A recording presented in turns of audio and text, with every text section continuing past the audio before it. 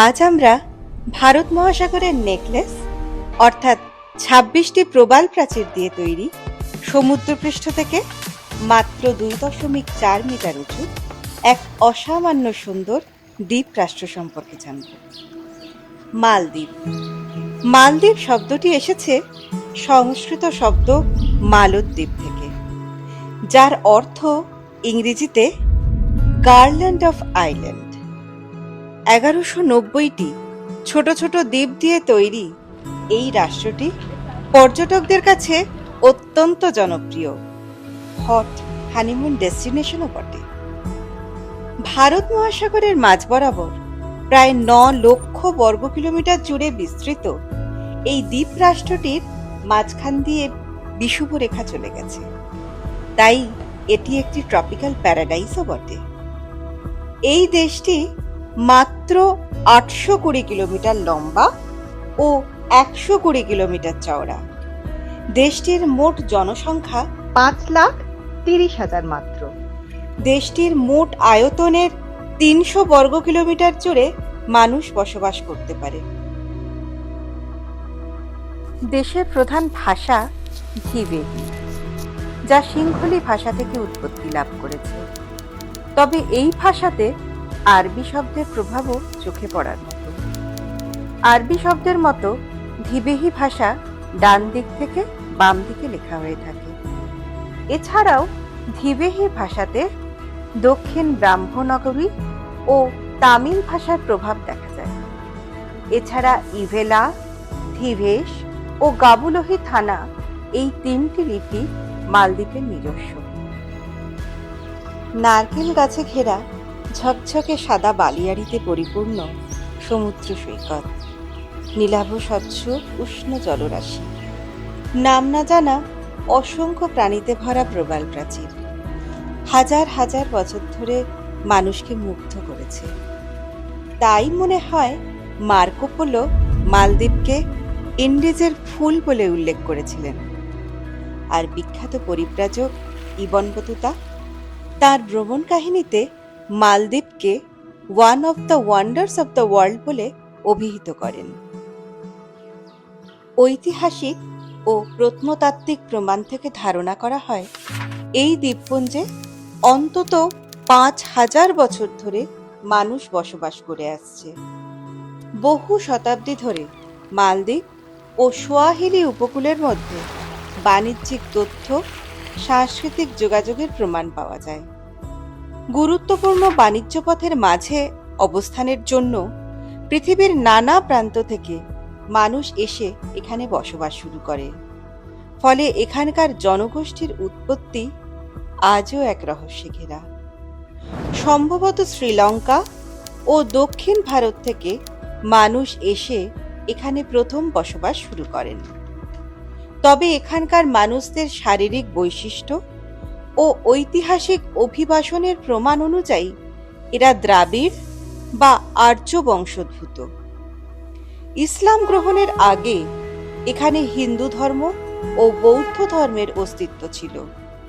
পরবর্তীতে ১১৫৩ সালে মালদ্বীপ ইসলাম ধর্ম গ্রহণ করে। এরপর এটি সুন্নি মুসলিম রাষ্ট্রে পরিণত হয় ও আইন শরিয়া ভিত্তিক হয়ে ওঠে।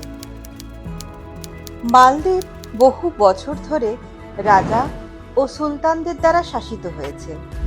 এখানে মোট ৭টি উল্লেখযোগ্য রাজবংশ ছিল। তারা ইসলামিক শরিয়ত অনুসারে দেশ শাসন করতেন। দুর্ভাগ্যজনকভাবে মালদ্বীপের কোনো লিখিত ইতিহাস পাওয়া যায় না। আধুনিক যুগে এইচপিসি বেল সাহেব প্রচুর গবেষণার মাধ্যমে মালদ্বীপের ইতিহাস পুনরুদ্ধারের চেষ্টা করেন, যা আজও মালদ্বীপের ইতিহাসের প্রামাণ্য দলিল হিসেবে স্বীকৃত। যাই হোক, ১৯বিংশ শতকের এই দ্বীপ রাষ্ট্রটি প্রথমে পর্তুগিজ ও পরে ব্রিটিশ শাসনের অধীনে থাকে। ১৯৬৫ সালে দেশটি ব্রিটিশ শাসনের হাত থেকে মুক্তি পায় ও ১৯৬৮ সালে রাজতন্ত্র বিলুপ্ত হয়ে প্রজাতন্ত্রের প্রতিষ্ঠা হয়। এই দেশের প্রথম সংবিধান প্রণীত হয় ১৯৩১ সালে। এবং তা 1932 সাল থেকে কার্যকর হয়। বর্তমানে 2008 সালের পরিমার্জিত সংবিধান অনুসারে দেশটি পরিচালিত হয়। প্রাকৃতিক সম্পদহীন মালদ্বীপের প্রধান রপ্তানিযোগ্য পণ্যগুলি ছিল মাছ, কড়ি, অ্যাম্বারগ্রিস ও কচ্ছপের খোল। মালদ্বীপে চীনামাটির পাত্র প্রমাণ করে যে অতীতেও মালদ্বীপের সাথে চীনের বাণিজ্যিক সম্পর্ক ছিল। 658 সালে মালদ্বীপের দূত চীনের টাং ডাইনেস্টির সভাতে উপস্থিত হয়েছিলেন। মালদ্বীপের কড়ি এতটাই বিখ্যাত ছিল যে আল বেরুনি মালদ্বীপকে কড়ির দ্বীপ বলে বর্ণনা করেছেন। 17 থেকে 18 শতকে অবিভক্ত বাংলাদেশে কড়ি মুদ্রা হিসেবে ব্যবহৃত হতো।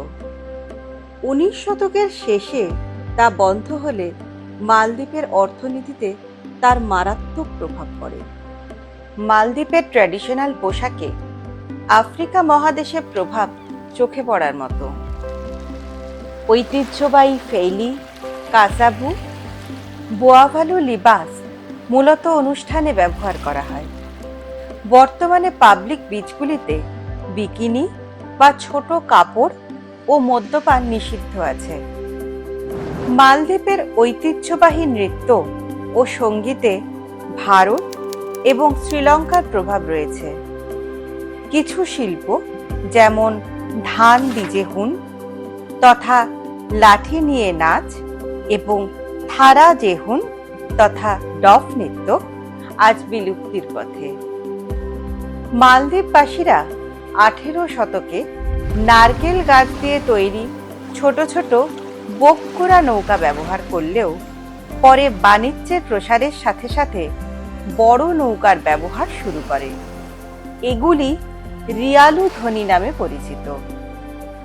প্রথমে এখানকার জনগণ সাধারণ নারকেল পাতার ঘরে বসবাস করলেও পরবর্তীকালে এরা প্রবাল প্রাচীরের ঘরে বসবাস শুরু করেন।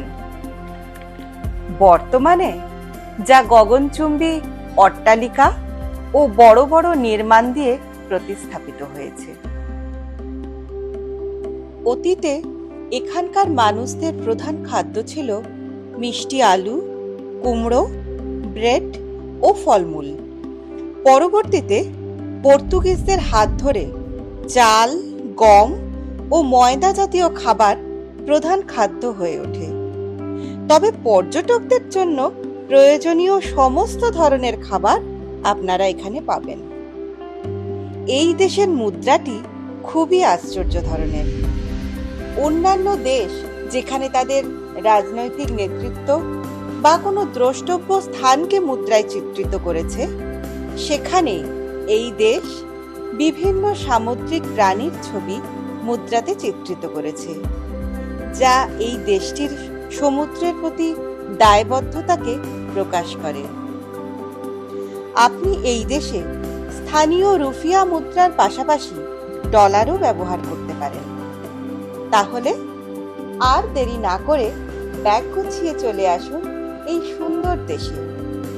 আমাদের পরের ভিডিওগুলিতে আমরা ইমিগ্রেশন পদ্ধতি, খরচ ও ঘোরার বাকি তথ্য নিয়ে আবার হাজির হব। মালদ্বীপের সংক্ষিপ্ত ইতিহাস যদি আপনাদের ভালো লাগে, তাহলে আপনারা আমাদের চ্যানেল অবশ্যই সাবস্ক্রাইব করবেন।